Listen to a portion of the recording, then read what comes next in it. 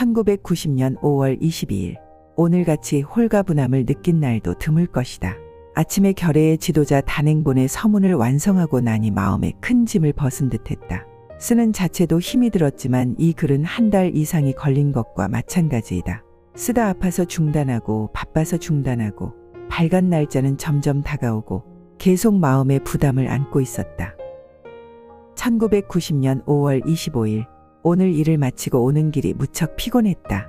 기력이 완전히 회복된다는 것은 이처럼 시간이 걸리는 일인 것 같다. TV 프로 동물의 세계는 내가 가장 좋아하는 프로다. 뭔가 인간 세상을 잊게 해주는 순간이라 더욱 그렇다. 그들에게도 싸움과 침략이 있고 끊임없는 생존 경쟁이 있기는 인간과 마찬가지이다. 오늘은 벌에 대해 보여주었는데 일벌들은 하루 종일 하루도 쉬지 않고 일만 한다. 인간으로 말하자면 아침에 눈 떴다 하면 밤 늦게까지 일하고 다음 날도 마찬가지. 그래도 그들은 바캉스가 필요하지도 않고 스트레스가 쌓이지도 않는 것 같다. 끊임없이 일만 하는 모습이 유난히 인상에 남는다. 1990년 5월 31일. 계절의 여왕이라고 일컬어지는 이 5월의 마지막 날까지도 비 오고 바람 불고 정말 5월답지 않게 굴고 있다. 영어에 Run something the hard way라는 표현이 있다. 요즘 정치인들의 모습을 본 국민 여론에는 앞으로 선거 때는 돈 몇 푼 받았다고 그 사람을 찍어주고 하면 절대 안 되겠다고 깨닫는 자성이 있다고 한다. 몇 푼에 팔려 사람 잘못 찍어 당선시키면 그 정치 풍토 속에서 고생하는 것은 결국 국민이라는 것을 비로소 깨달은 모양이다. 1990년 6월 1일. 아버지의 어록을 발췌하는 등 결의의 지도자 마지막 작업에 오늘도 무척 바빴다.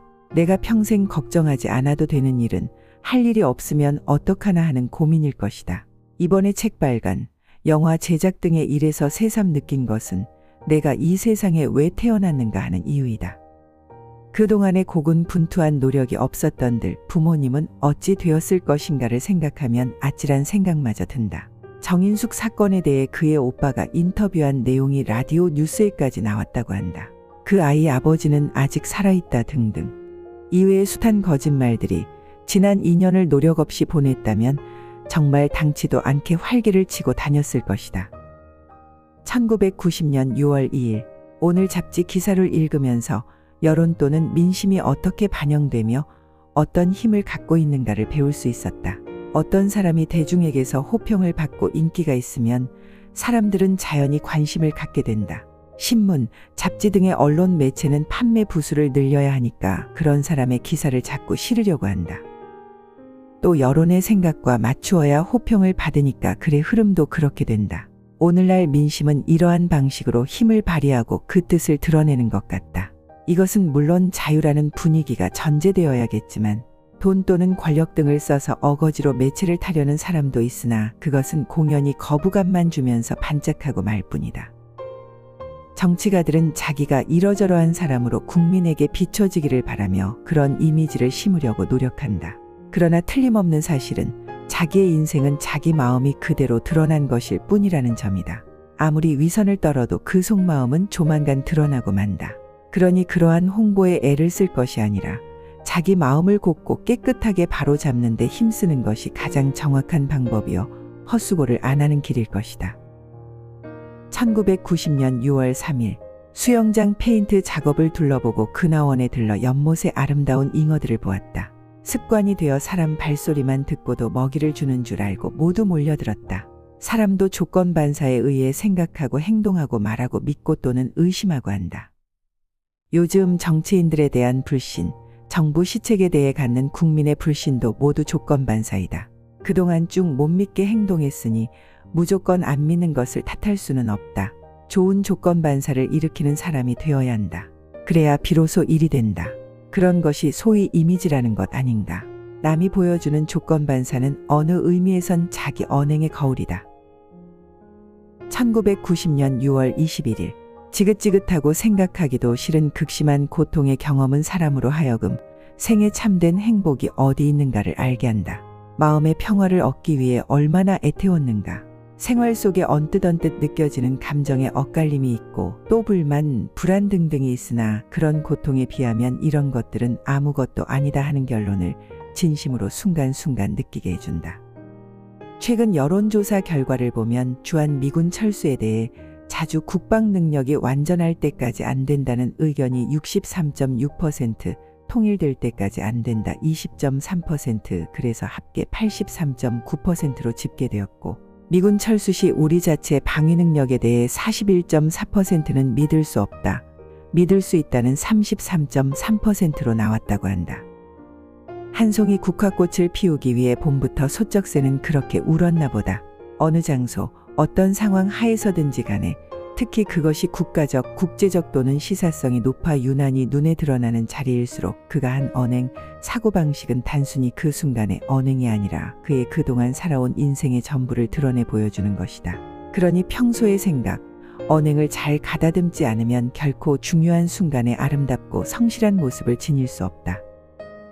1990년 6월 22일, 어느 한 곳도 빈틈없이 정성스럽게 잘 가꾸어진 정원에는 꽃나무 한 그루, 풀 한 포기도 함부로 생각 없이 심기가 어렵고 또 심더라도 전체 균형을 깨지 않도록 오히려 흠이 되지 않게 여러 번 생각하고 심사숙고하게 된다.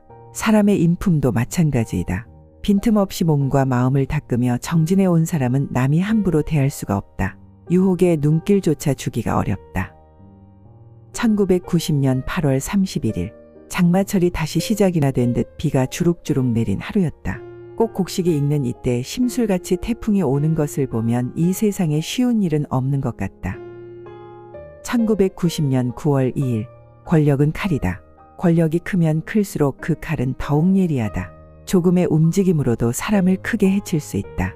그러므로 큰 권력은 사람들을 두렵게 만들지만 정작 그 큰 권세를 가장 두려워해야 할 사람은 그것을 소유한 당사자이다.